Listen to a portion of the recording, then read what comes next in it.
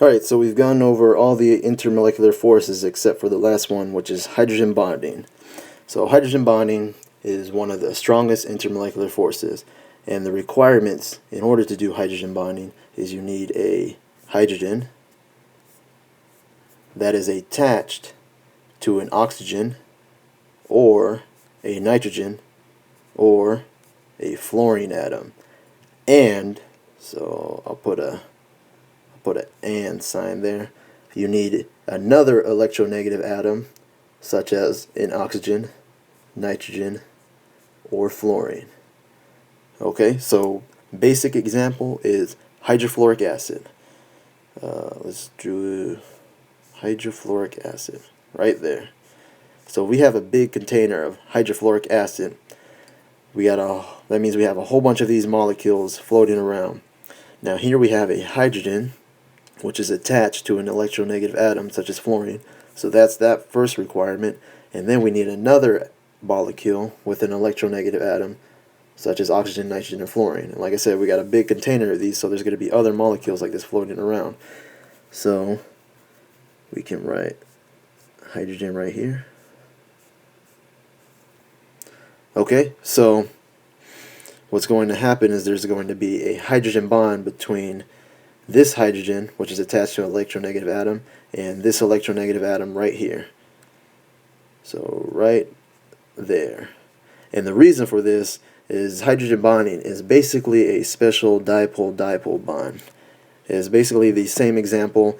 This is a polar covalent bond, so this electronegative atom, which is very electronegative, the most electronegative atom, is going to pull all the electrons in the polar covalent bond towards itself, creating a partial positive charge. And so the hydrogen will want to bond with something else that's also negative, and this fluorine is doing the same thing, so it has a partial negative charge right here.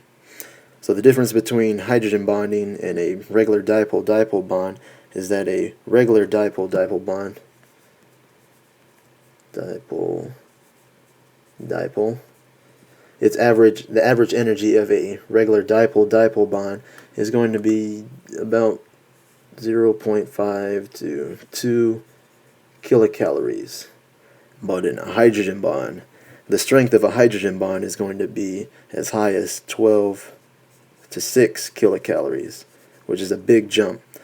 So hydrogen bonding is one of the strongest intermolecular forces. And just to make sure you understand it, we'll do another example. What else can do hydrogen bonding? Well, one of the most popular examples is water. So if we draw a water molecule right here, alright, we have the regular requirements. We have a hydrogen attached to an electronegative atom, and if we have a big cup of water, we're also gonna have other water molecules floating around. So we got another water molecule right here.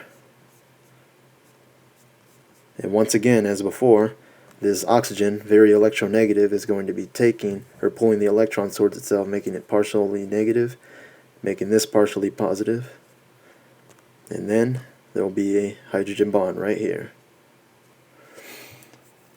And in fact, there'll be another water molecule doing the same thing.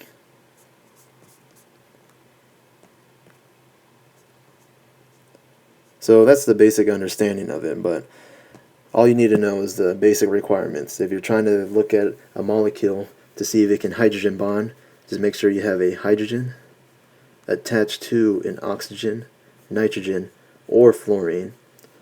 And then on the other molecule, you need an electronegative atom such as oxygen, nitrogen, or fluorine. So if you meet the first requirement, a hydrogen attached to an oxygen, nitrogen, or fluorine, that molecule, whatever it is, will definitely be able to hydrogen bond with itself because it has the first requirement. If it has the first requirement, of course it has these electronegative atoms fulfilling the second requirement. Now, so all these intermolecular forces that we went over, to bring it all together, remember, all these intermolecular forces are holding the molecules together, so they're going to play a part in how far the molecules are spaced from each other.